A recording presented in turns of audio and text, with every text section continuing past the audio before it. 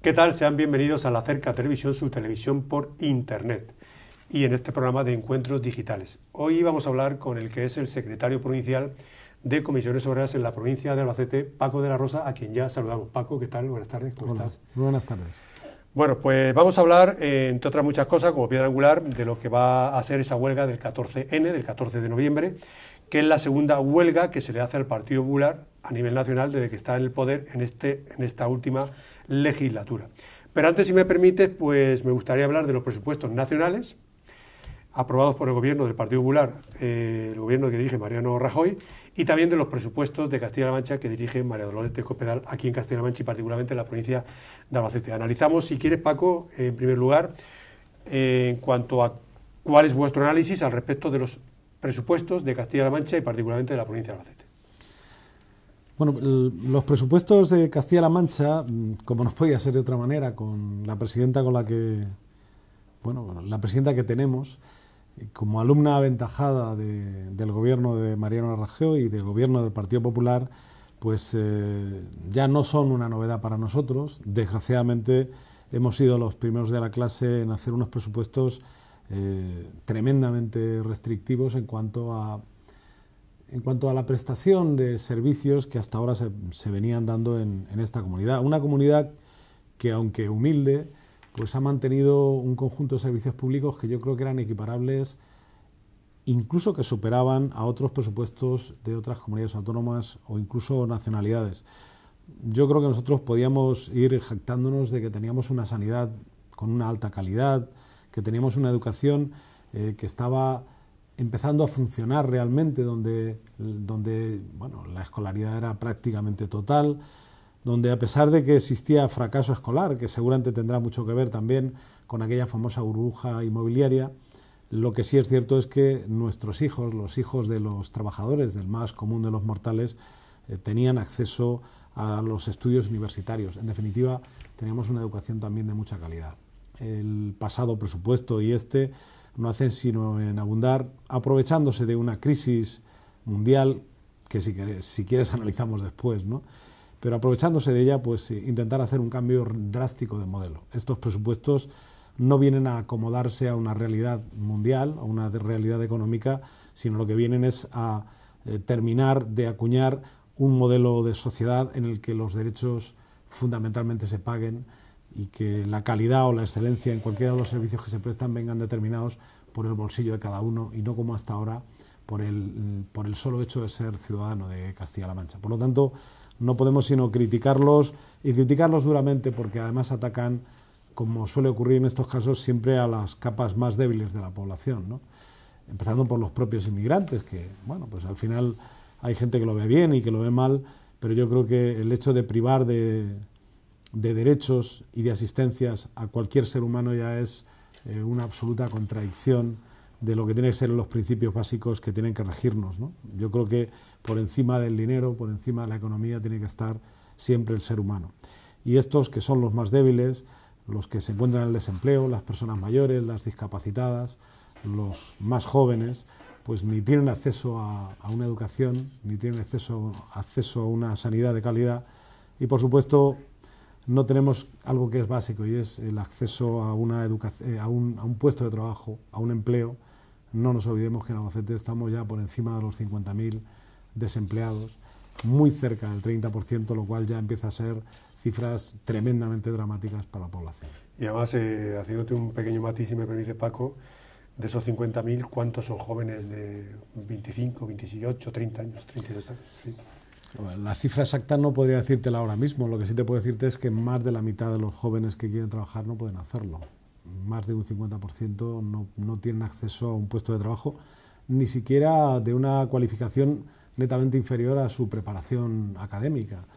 La prueba evidente es que ya son miles los jóvenes castellano-manchegos que han tomado como opción marcharse fuera de España, encontrar un puesto de trabajo de cualquier índole, porque están viendo que en el medio plazo es completamente imposible trabajar y claro, la gente siente la necesidad de trabajar, de salir, de vivir, ¿no? ¿Y cómo veis vosotros, Paco, desde el sindicato, desde Comisiones Obreras y en conversaciones que habrás tenido con otros partidos políticos, con otros agentes sociales, cómo ves la situación del paro, que es la que es. En Castilla-La Mancha estamos hablando de casi 240.000 desempleados.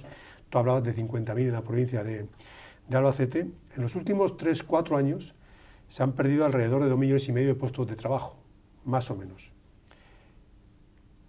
Se dice mucho al respecto de la posible recuperación de esos millones de puestos de trabajo a un futuro incierto. Unos dicen 3 años, 4, 5, y por qué no 20 o 30, no lo sé. Porque claro, despedir a una persona que pierda un puesto de trabajo es muy sencillo, pero generar riqueza y productividad para que una empresa pueda tener un puesto de trabajo y poderle pagar al empleado las cargas sociales, el IRPF, Hacienda, etcétera, etcétera, es muy complicado. ¿Vosotros habéis analizado esta situación? Y si la habéis analizado, ¿cómo se sale de esta? Porque ahora a mí sí, entre todos, y perdona, se nos está vendiendo una moto de que en 2 o 3 años esto, no es que vayamos a ver mirlos blancos, pero a lo mejor empezamos a ver cierta recuperación, y yo digo, pero cierta recuperación haciendo el qué. ¿Por qué no vamos a ir recuperando? ¿Qué vamos a hacer para que esa recuperación llegue? Ya no digo de recuperar 2,5 millones de puestos de trabajo en 4 años, porque eso va a ser imposible. Pero de vez en cuando, pues que un año se recuperen 100.000, otro año 200.000, pero claro, solo a 100.000 personas desempleadas que se recuperen del paro, ¿a cuántos años se nos pinta esto? A 100.000 vistas, año por año, estamos hablando de 25 años. Y ya quisiera yo que en España se recuperaran 100.000 puestos de trabajo cada año. Ya me la doy, me la prometo, muy felices. Dicho lo cual, te dejo la palabra. Bueno, la verdad es que yo creo que hasta el niño más pequeño podría contestar a esa pregunta, que parece ser que es tan difícil, ¿no? El ejemplo lo ponen los propios agricultores. Si tú no siembras el campo, puedes sentarte tranquilamente a esperar, si llueve, si hace bueno, si no hay pedrisco, si las condiciones climatológicas son excepcionales. Es un buen ejemplo. Pero si no hay semillas, es completamente imposible que puedas tener una cosecha ni en ese año ni en los años sucesivos. Lo fundamental es invertir para crear empleo. El empleo no se crea, y gracias a la creación de empleo se crea riqueza, ¿no? Lo que hay que crear son las condiciones para que se pueda generar el empleo. El empleo no se emplea o no se genera por obra y gracia, ni por una varita mágica de alguien que de repente nos diga desde una agencia internacional: en el 2017 en España se empezará a generar empleo. Yo creo que ni en el 2017 ni en el 27, hasta que no se creen las condiciones óptimas, es decir, hasta que no se invierta en producción, hasta que no se cambie la idea que tienen los políticos, no solo los españoles, sino los de la Unión Europea, que yo creo que están absolutamente en el polo opuesto de lo que se encuentra en otras economías emergentes. Y no quiero yo compararme con los chinos, que no obstante crecen al 7%, o con la propia economía de Estados Unidos, donde han tenido perfectamente claro que para salir de la crisis pues han hecho una importante inyección económica a su sistema productivo, y ya está dando sus frutos y ya se está generando empleo desde hace más de 2 años en Estados Unidos. Pero se tiene que invertir. Lo que no se puede hacer es deshumanizar la economía como está deshumanizada. Lo que no se puede hacer es pensar que lo único realmente importante es pagar la deuda que tiene este país, que por cierto es uno de los países que menor deuda tiene de toda la Unión Europea.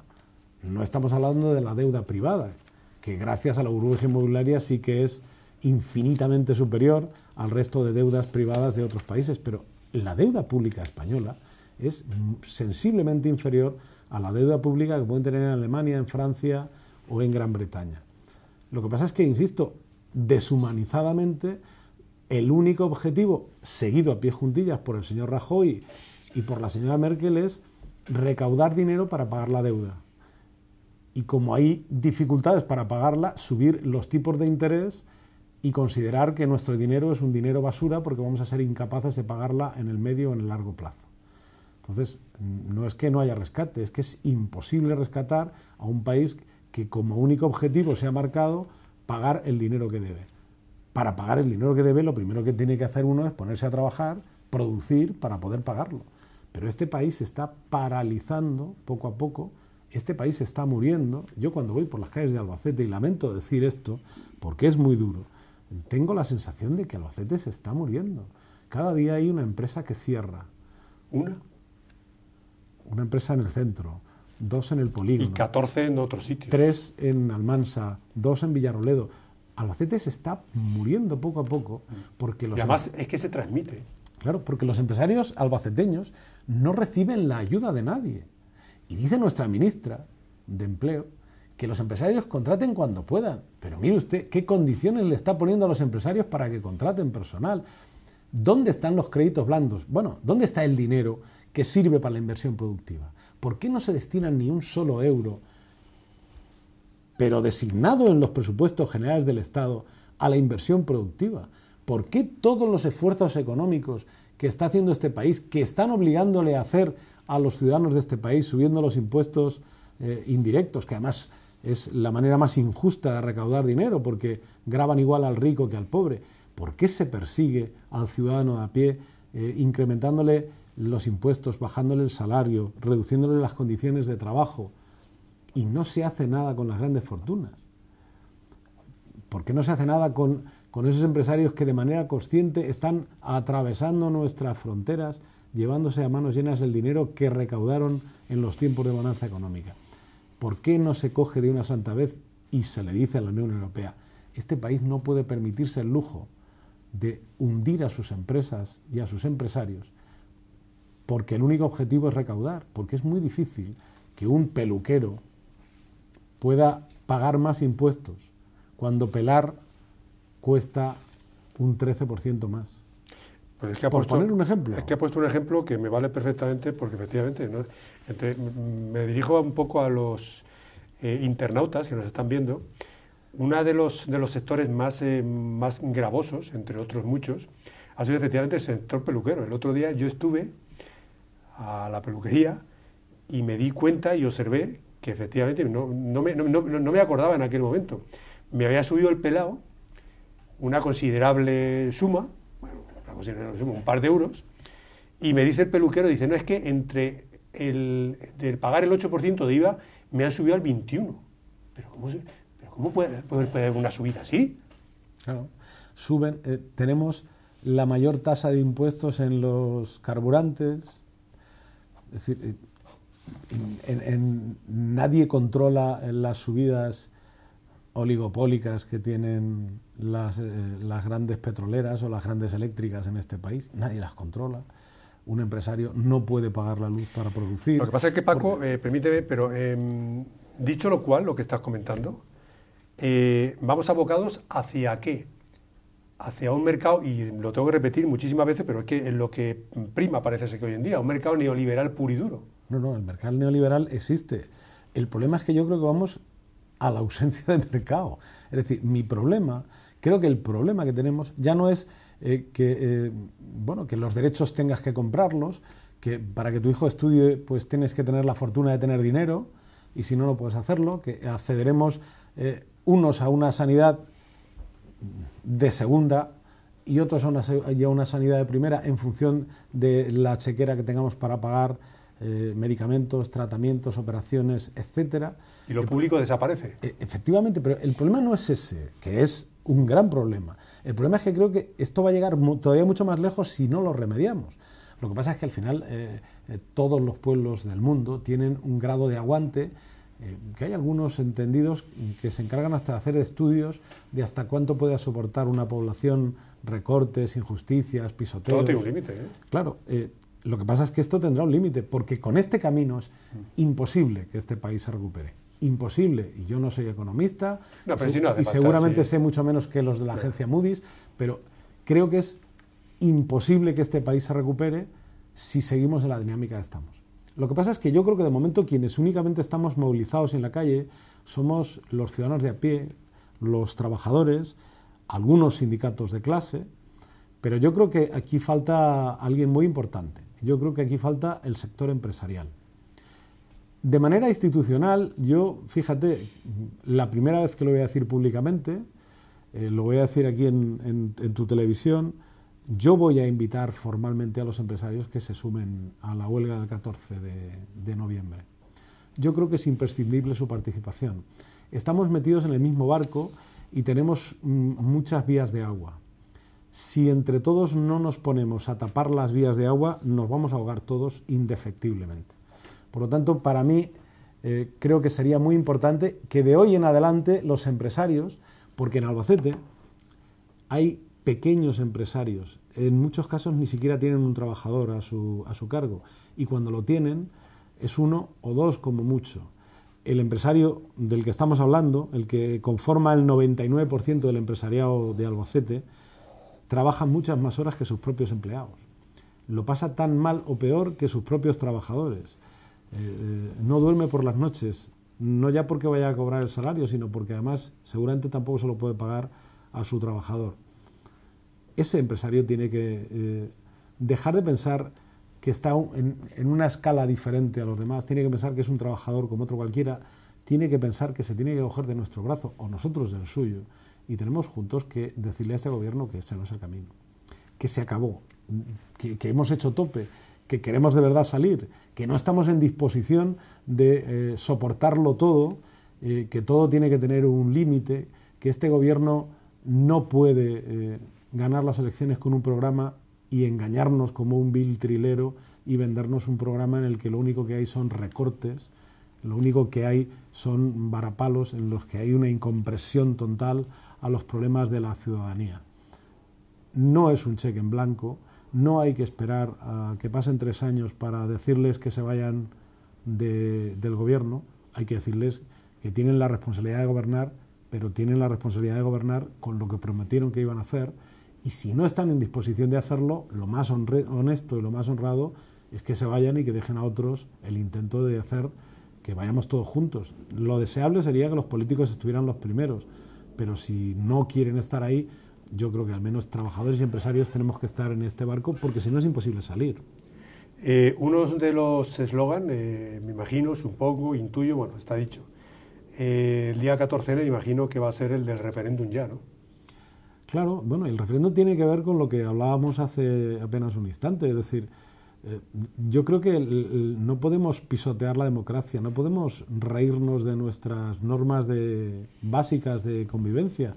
O sea, uno no puede llegar, y que además ahora con la cantidad de medios de comunicación que hay, o sea, uno no puede llegar y decir lo uno y hacer justo lo contrario. O sea, uno no puede ganar las elecciones prometiendo empleo, prometiendo inversión productiva, prometiendo bajada de impuestos, prometiendo una revolución a un gobierno que efectivamente estaba absolutamente caduco, como era el último gobierno del Partido Socialista, un gobierno que no había sabido afrontar la crisis.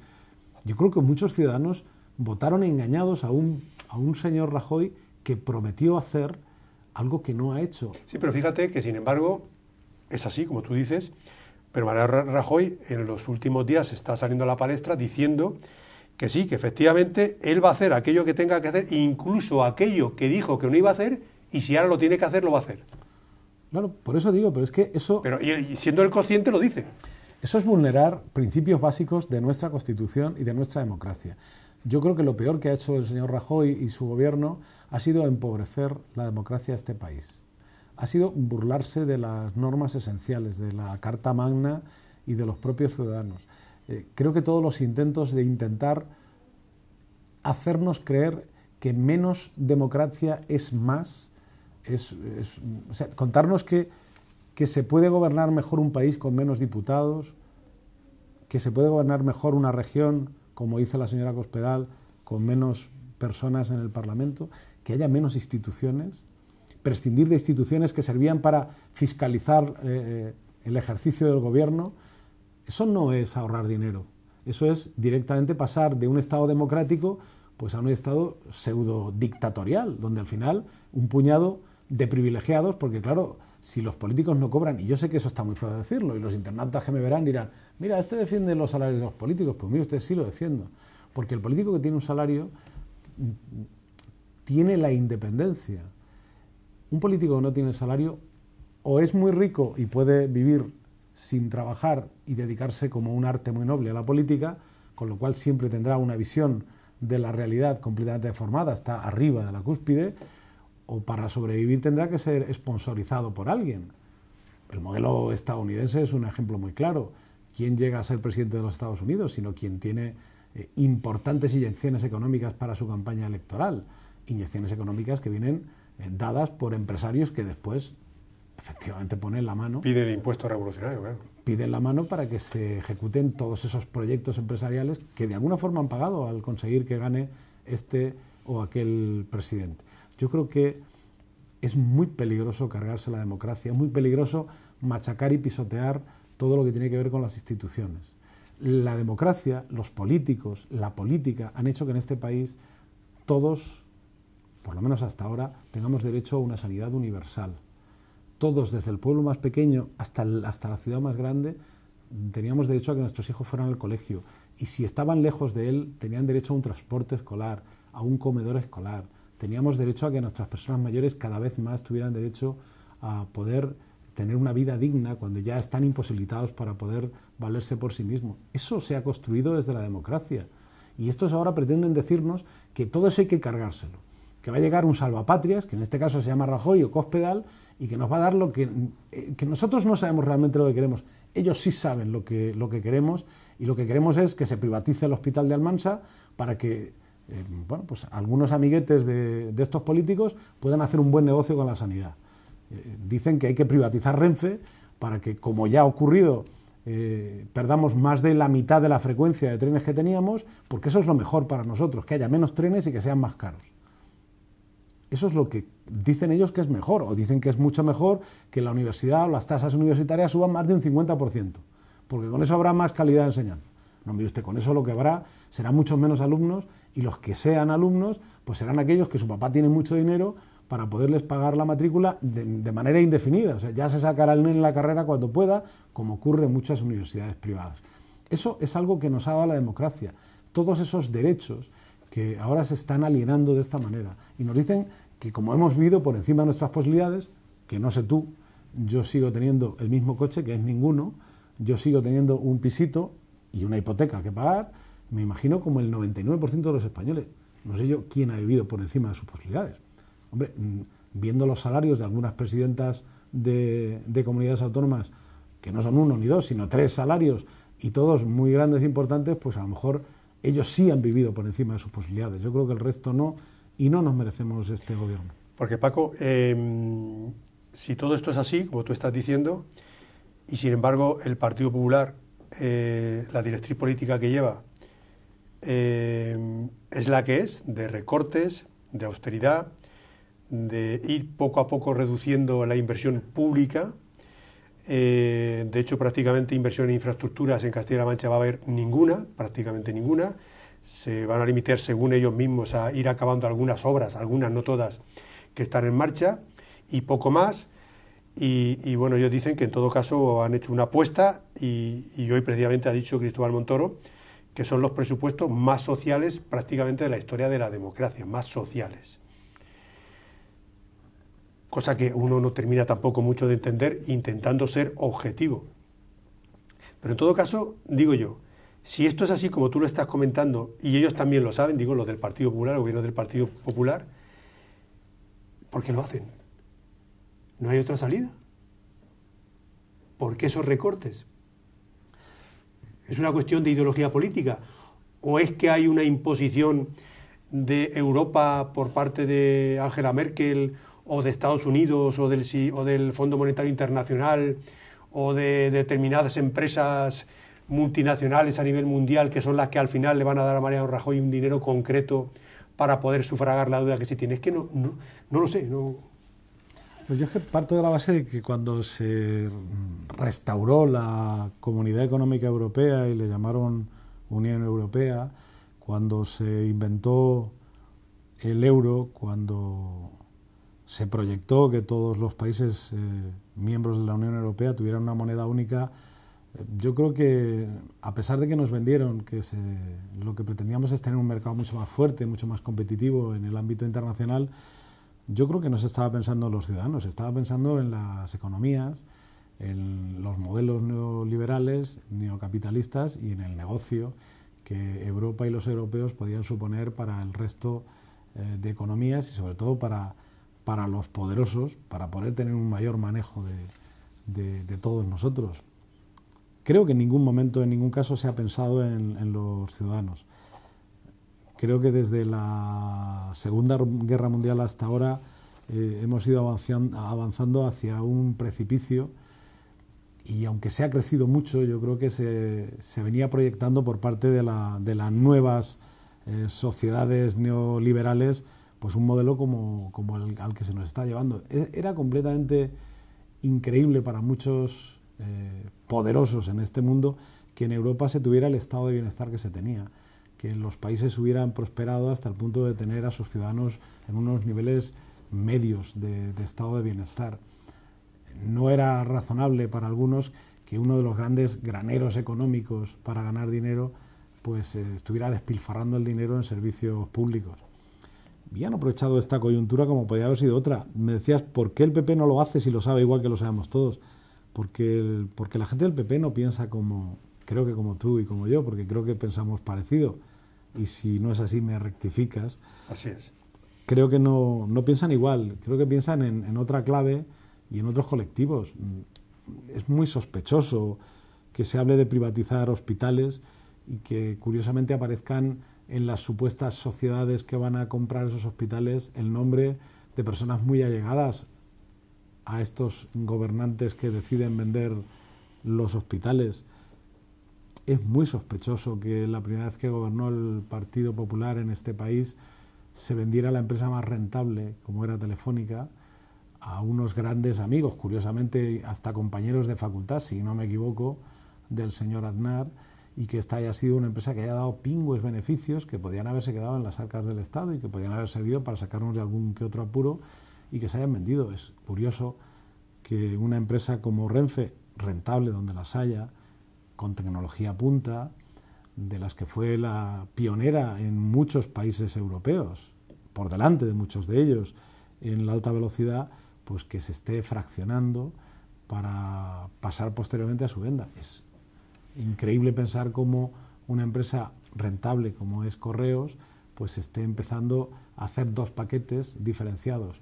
Lo que no es rentable para que se lo quede el Estado y lo que es rentable para venderlo a la empresa privada. Es decir, el que hace eso piensa en un modelo donde no se piensa en las personas ni en los servicios públicos que éstas tienen que recibir. Se piensa en los beneficios económicos que pueden tener las empresas privadas que puedan comprar esos servicios públicos que son imprescindibles para la ciudadanía, porque ¿quién de nosotros no pagaría lo que no tiene porque su hijo fuera atendido decentemente en un hospital o porque pudiera acceder a unos estudios que le permitieran tener una vida mejor que la nuestra? ¿Es un negocio la educación? Claro que es un negocio. ¿Es un negocio la sanidad? Claro que es un negocio. Y desde ese punto de vista, pues hay que dar negocio a nuestros amigos para que hagan negocios. No se piensa en los ciudadanos, se piensa en otra cosa. Pero digo yo, entiendo, parece ser que el Partido Popular se ha jugado, la única baza que se ha jugado es la del déficit público, es decir, tenemos que rebajar el déficit público sí o sí, y no hay otra. Y fuera de ahí no hay política a seguir. Primero bajar el déficit público, pregunto, sí, y a partir de ahí ya veremos lo que pueda ocurrir. Cosa que según algunos analistas dudan que aun con esta medida de austeridad, de grandísimos recortes, etcétera, etcétera, y no nos engañemos, de la cantidad de tejido social que está cayendo, empresarial, de trabajadores, etcétera, aún con todo y con eso se vaya a cumplir. Pero digo yo, ¿no habría ninguna otra alternativa? ¿O paralelamente, aparte de reducir el déficit público, se podía hacer algo más? Yo creo que... O hay que pasar o habría que, según ellos, no hay más remedio que pasar por el aro porque le está diciendo Europa, el Fondo Monetario Internacional, los mercados internacionales, es que hay que hacer esto, pero bueno, es que tan poquito pintamos España en el contexto internacional. Pregunto. Bueno, yo creo que España, el gobierno español hoy por hoy pinta poco. Y debería pintar más porque yo creo que España y los españoles, a ellos que se les llena la boca cuando mencionan... España y los españoles, ten cuidado con esa frase. Efectivamente, a ellos se les llena la boca y yo, como también soy español, pues también lo digo, ¿no? No sé si con el mismo énfasis o no, pero me siento tan español como cualquier otro, ¿no? Sin duda. Por cierto, curioso hecho de que cuando más recortes se producen en una comunidad autónoma o en un país, volvamos siempre recurrentemente al problema de la nacionalidad. Es decir, el señor Artur Mas es el pionero en los recortes, es el que más recortes ha hecho en sanidad y en educación de todo el país, y cuando más recortes hace, para que no se hable de sus recortes, pues vamos a hablar de que no queremos ser españoles.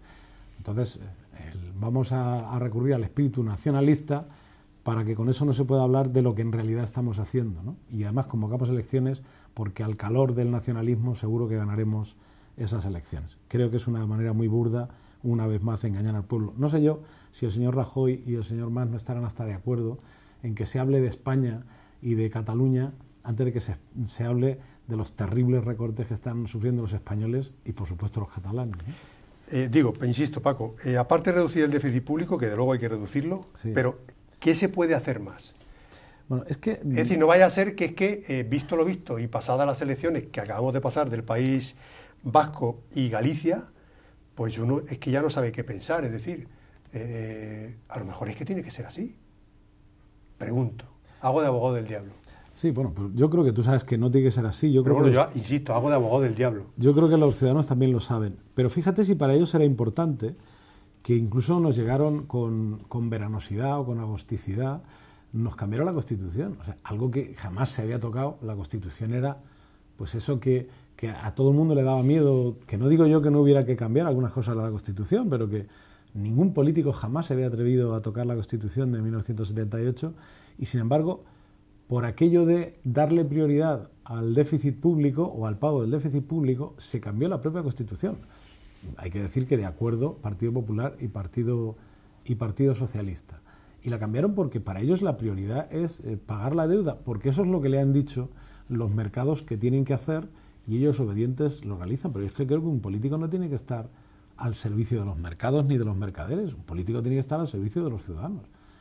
Pero es que además se equivocan, porque como los mercados no atienden a razones humanas, desde el punto de vista del ser humano y de las necesidades del ser humano... Es pura contabilidad, pura rentabilidad. Efectivamente. Pues hacen unas cuentas maximizar que son beneficios. Completamente erróneas. Es como el cuento de la lechera. Es decir, no, es que si yo en vez de recaudar el 5% por la gasolina recaudo el 10%, voy a recaudar el doble. Pero Paco, insisto, pero permíteme, y si realmente es que no tenemos más remedio que acudir a esos mercados financieros para poder salir de esta, ¿qué se hace?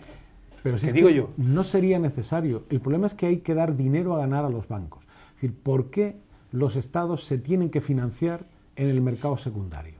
O sea, ¿dónde está escrito que el dinero de los europeos se le da a los bancos al 3% y los bancos se lo venden a los países en función de su prima de riesgo al 6, al 7, al 10? ¿Dónde está escrito que eso tenga que ser así? ¿Por qué no es directamente el Banco Europeo el que da el dinero al 1% o al 1,5% a los países para que se financien? ¿No sería más fácil recaudar dinero gravando menos la deuda de los países?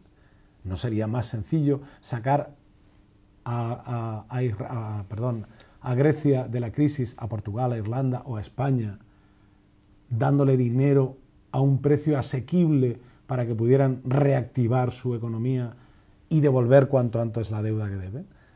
No atienden a razones. Es que, claro, si se le paga... es pura especulación. Le estamos haciendo el negocio redondo al Bundesbank y a 4 entidades financieras más en el mundo, que esto se lo reparten entre 12, que no son más, que les estamos diciendo, no, yo te doy el dinero a precio barato para que tú me lo vuelvas a vender a un precio infinitamente más caro. Si es que como no nos lo cuentan, porque en la tele esas cosas no nos las cuentan, pero si eso no lo contaran todos los días, yo creo que habría gente en las calles permanentemente diciendo, pero bueno, esto es poco menos que Alibaba y los 40 ladrones. Es que es así, o sea, lo han dicho muchos analistas, se escuchan en algunas emisoras de radio y en unas cadenas de televisión con mucha más razón que la mía, porque son entendidos en la materia, que hablan con nitidez y con claridad de las fórmulas para salir de esto. Las fórmulas son no ahogar a los países, sino darles margen para que puedan salir de la crisis. ¿Cómo va a salir Grecia de la crisis con una prima de riesgo disparatada y con un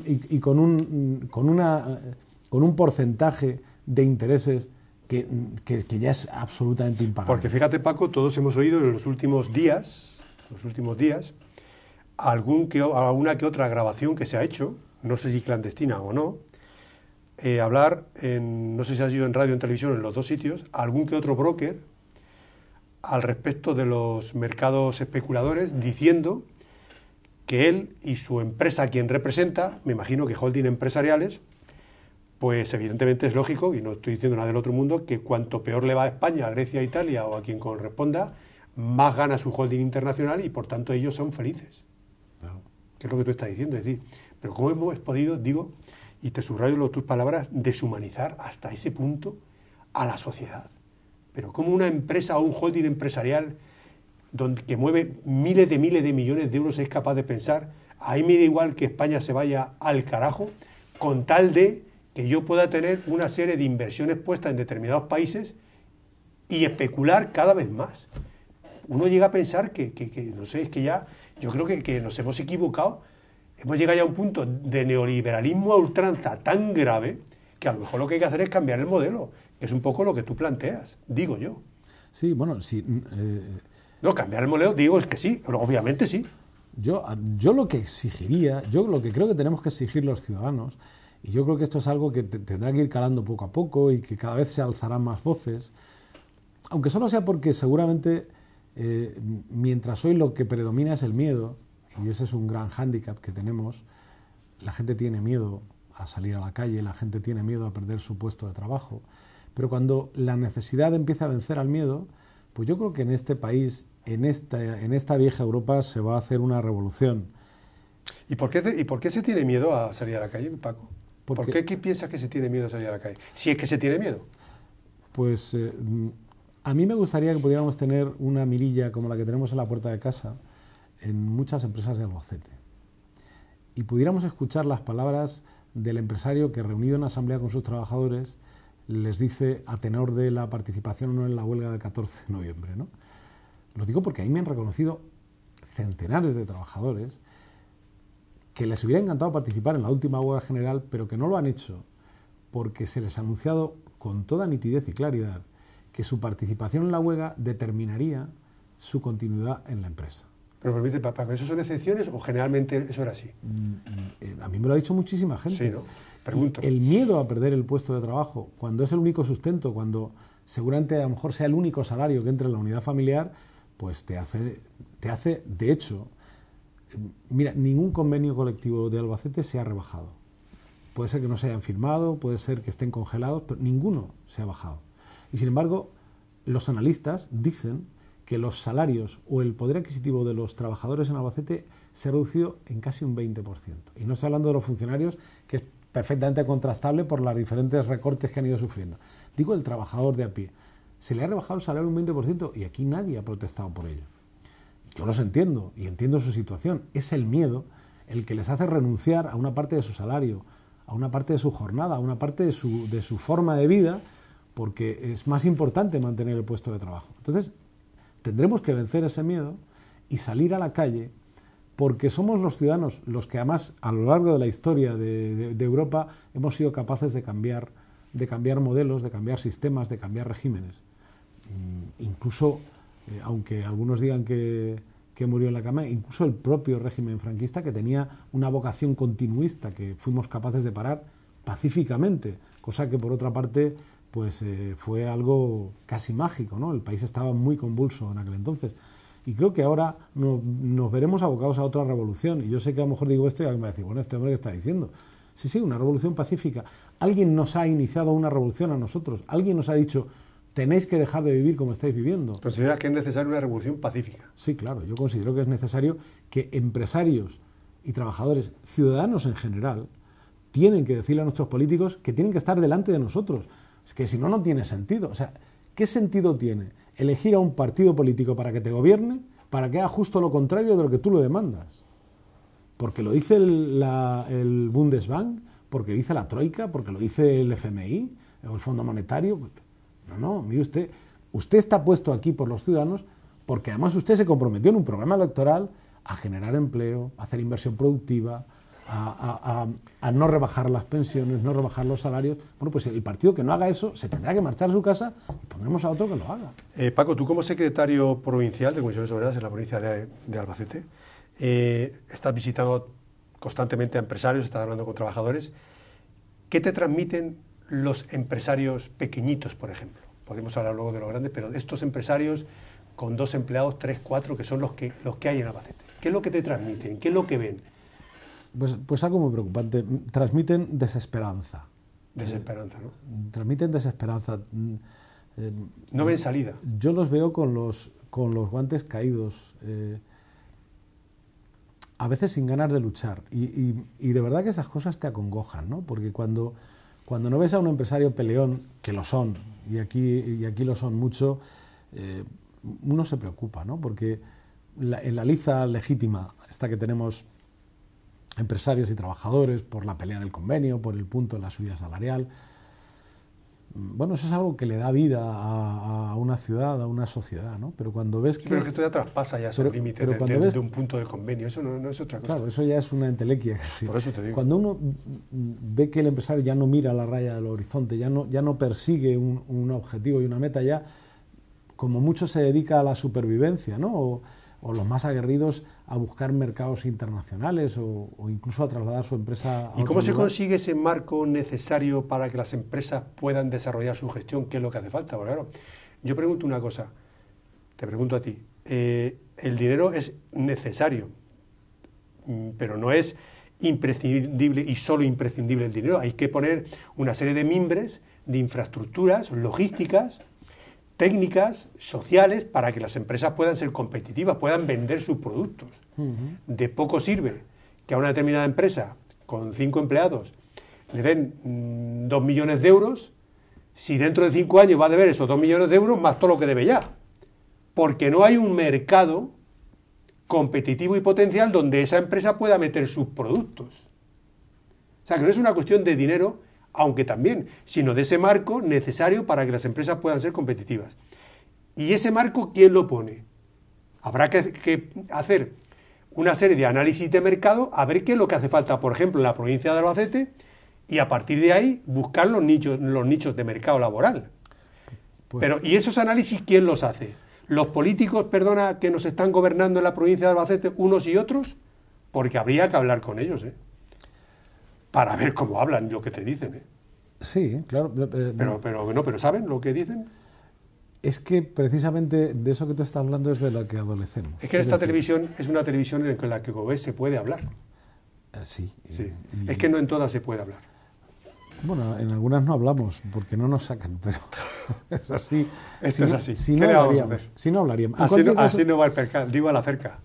Ya, bueno, pero digo que en cualquier caso, bueno, yo creo que estas cosas al final tienen su fruto. O sea, cuando hay una televisión que dice o que permite que se diga lo que se quiera, ¿no? Hombre, no vamos a estar con miedo y en la cárcel, por favor. Efectivamente. Cuando hay personas que también se atreven a decir lo que piensan y lo que sienten, y además, ¿de qué democracia estamos hablando? Si no lo dicen en un medio de comunicación porque no lo escuchan, porque no lo sacan, pues lo dicen en la calle, quiero decir, como en mi caso, ¿no?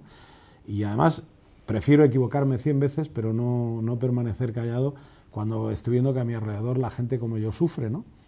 Entonces, por todo lo que estaba diciendo, es para lo que tienen que servir realmente los políticos. Es decir, los empresarios necesitan que las instituciones les den soluciones a sus problemas. No se trata de que tengamos empresarios subvencionados o que los estemos acunando y que no les dejemos que se arriesguen o que sean atrevidos. El empresario puede ser atrevido, arriesgado, pero necesita un caldo de cultivo, necesita estructuras e infraestructuras que canalicen sus iniciativas empresariales, efectivamente. Pero eso es lo que no hacen los políticos. Los políticos, desgraciadamente aquí, lo que hacen es dar buenas palabras. Yo sé que esto que voy a decir, si alguien lo ve igual luego me va a criticar, pero es que me da igual. Yo estuve el otro día en el 50 aniversario de Asprona. Y estuve no porque sea el secretario provincial, sino porque mi hermano trabaja allí, es una persona con discapacidad. Y bueno, yo de alguna forma me siento orgulloso también de la institución, ¿no? Sí. Fueron todos los políticos y todos prometieron apoyo y se hicieron la fotografía del 50 aniversario de Asprona. Sí. Pero a los trabajadores de Asprona se les deben más de 5 meses de salario y ya hace muchos meses que se les debe más de 5 meses. Han llegado incluso a deberles hasta 8 o 9 meses de salario. Y no lo cobran porque es una institución que depende fundamentalmente de la labor de las administraciones, de la financiación de las administraciones para atender a personas con discapacidad que de otra forma no podrían recibir la atención que reciben. Pues eso es lamentable. Pues ahí se hicieron la foto y pude verlo con mis propios ojos. Y se lo hicieron todos, ¿verdad? Todos, unos y otros. Y pude verlo con mis propios ojos. Y sin embargo, vi a pocos trabajadores, seguramente porque tendrían pocas ganas de celebración. Y yo creo que, como ejemplo, decir, Asprona, una empresa, porque ya lo es, que además trabaja y que tiene a muchos trabajadores, que unos tienen discapacidad y otros no, que se les deba ese dineral y que el que se lo debe se atreva a subirse a un estrado a hablar de las maravillas y del apoyo que le da a instituciones como esa. Bueno, pues eso que le pasa a la gente de Asprona y que con la cara más dura del mundo suben estos a hacerse la foto, eso desgraciadamente lo hacen muchos los políticos con muchos empresarios. Y yo le digo a esos empresarios que se rebelen y que dejen de echar la sonrisa, que a los políticos hay que estirarles del rabo de vez en cuando y decirles que no es por ahí. O sea, que no te tengo por qué hacer el rendezvous, si se me permite la expresión, cuando tú no estás haciendo nada por mí. Y yo creo que los empresarios de este país tienen que zarandear ideológicamente a los empresarios y decirle que no es por ahí, que nos estáis haciendo cerrar todos los días, que esta ciudad se muere, que esta comunidad autónoma está tomando una deriva muy peligrosa y que tenéis que poneros al frente de este proyecto y rebelaros contra los vuestros si es necesario, porque uno no tiene por qué estar ni ser correa de transmisión de las políticas de Rajoy. Es que se puede ser el presidente de esta comunidad autónoma y decirle que no a las políticas de Rajoy, o se puede ser Rajoy y decirle que no a las políticas de Merkel. Y si tenemos que tomar medidas más drásticas, las tomaremos, porque la otra alternativa es la miseria de muchos miles y millones de ciudadanos. Lamentablemente aquí, como tú bien sabes, Paco, en este país llamado España, el concepto de la política de un partido o de otro, a veces, digo que a veces raya lo impresentable y desde luego lo antisocial y las normas más lógicas del sentido común. Efectivamente, que un presidente o presidenta de una determinada región, gobernada por un determinado partido, se ponga en contra de su presidente nacional, eso creo que no lo vamos a ver nunca, ni tú ni yo, por lo menos en este país, mientras no cambien mucho las cosas. ¿Qué tendrá la política a estos niveles para un grupo de personas que te han votado y tú estás ahí por esas personas, luego seas capaces de traicionarlas a costa de lo que cueste y sobre todo para defender una idea política, que es en definitiva de lo que se trata, ¿no? De defender una ideología política, por encima de personas, de hechos, de minusválidos, etcétera, etcétera. Qué triste, ¿no? Qué triste. En fin, Paco, el día 14 de noviembre la segunda huelga que, le hacéis los sindicatos y la sociedad en general al gobierno de Rajoy. ¿Por qué esta huelga? Pues esta huelga es una huelga, yo creo que es la primera huelga general que tiene más que ver con lo social y no solo con lo laboral. Hasta ahora, todas las huelgas generales son ideológicas, porque hay gente que dice, no, es que vosotros hacéis una huelga ideológica frente a no sé quién. Pero es que nosotros tenemos ideología. Es que los sindicatos de clase no estamos ajenos al mundo que nos rodea, ni queremos estarlo. No solo estamos para defender los derechos individuales de los trabajadores, sino que los sindicatos de clase defendemos modelos de sociedad. Y da la casualidad de que hasta ahora hemos tenido que hacer huelgas generales para defendernos de modelos laborales cambiantes, es decir, frente a reformas laborales que pretendían restar derechos a los ciudadanos. Pero esta huelga general yo creo que es la primera de la democracia que se hace por la supervivencia de un modelo social. Es decir, es una huelga fundamentalmente social y que defiende un modelo. Si tuviera que concretarlo, igual no tendríamos programa, porque son muchos los elementos. Estamos hablando de que los presupuestos, el programa, el modelo, los recortes, el rescate, los efectos del mismo, la pasividad de nuestros políticos frente a las políticas agresivas de los mercados internacionales. Total que impuesto por el Partido Popular. Claro, vamos en contra de que en menos de un año de gobierno del Partido Popular se hayan destrozado todos los derechos básicos y esenciales que tenían los ciudadanos. No hay ni un solo espacio del derecho del ciudadano que no haya sido tocado. A lo que Dios aluden, Paco, tanto de la herencia recibida en cuanto a la deuda que teóricamente, y es cierto, se tiene con instituciones financieras, etcétera, que ellos siempre se argumentan en eso, que no tienen más remedio por esa herencia recibida. ¿Vosotros qué decís? Yo soy pobre y no suelo apostar, pero yo me apuesto con el señor Echaniz, por ejemplo... Consejero de Sanidad del Gobierno de Castilla-La Mancha. Digo, por poner un ejemplo, como eso en todo, me apuesto que la gestión del Hospital de Villarroble y del Hospital de Almansa pública es más barata que la gestión privada que van a hacer. El dinero que van a tener que pagarle para que pueda atender la cartera de clientes, de usuarios, que tendrá la comarca de Almansa y ese hospital, o la comarca de Villarrobledo, en ese hospital, el dinero que va a tener que pagar la comunidad, sin duda, va a ser mucho más del que hoy se está gastando para atender a esos mismos ciudadanos. Y entonces la conclusión es que, ¿por qué se hace? Pues la conclusión es que va a llegar una empresa que va a ganar dinero por impartir una sanidad de menos calidad a los ciudadanos de esas comarcas. ¿Estáis convencidos de que es una pura especulación para favorecer intereses personales y de amigos y tal, según me estás tú comentando? Sin lugar a dudas, es un cambio de modelo donde los servicios públicos pasan a ser servicios privados que evidentemente tienen un lucro.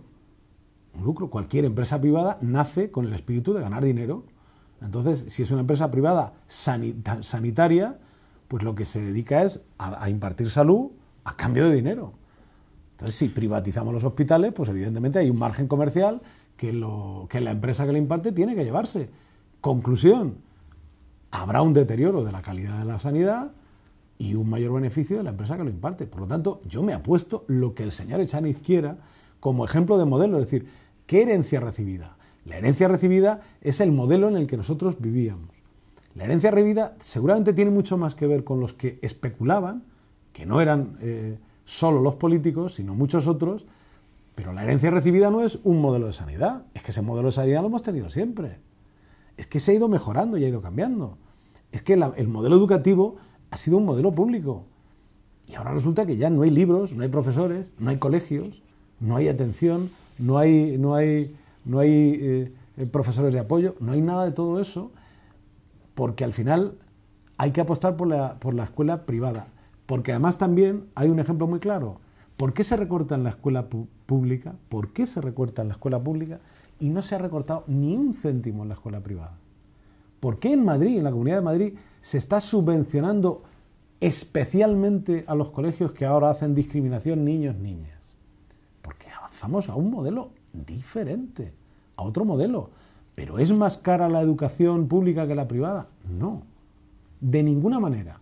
Lo que pasa es que lo que no quieren es que todos los ciudadanos tengamos acceso a la misma educación o a la misma sanidad.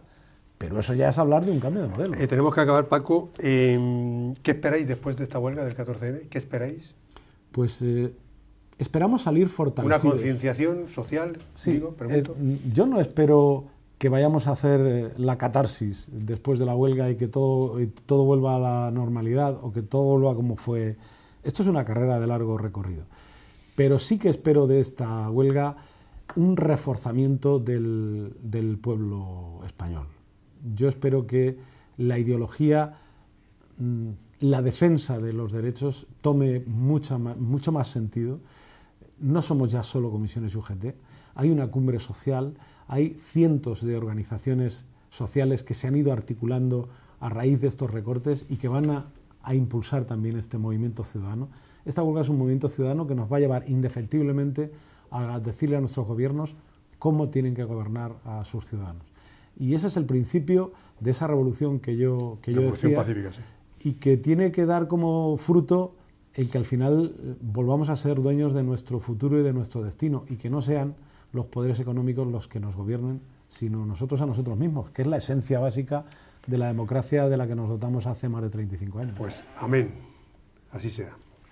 Paco, Francisco de la Rosa, amigo, esta es tu casa cuando quieras y para decir lo que te dé la gana, como tú ya sabes. Yo te lo agradezco enormemente porque, insisto, creo que en tiempos como este hay que ser valientes para decir determinadas cosas sin que a uno lo señalen ya, ¿no? Bueno, y como a esta altura de la que estamos como ya. Ahora estás hablando con uno que ha sido tachado incluso de non grato y no sé cuántas cosas más, pues la verdad es que no sé. Paco, hasta cuando tú quieras. Muy bien. Y a todos ustedes, amigos internautas, pues nada, que sean muy felices y les esperamos en otra nueva ocasión de encuentros digitales aquí en La Cerca Televisión, siempre por internet. Hasta cuando ustedes quieran.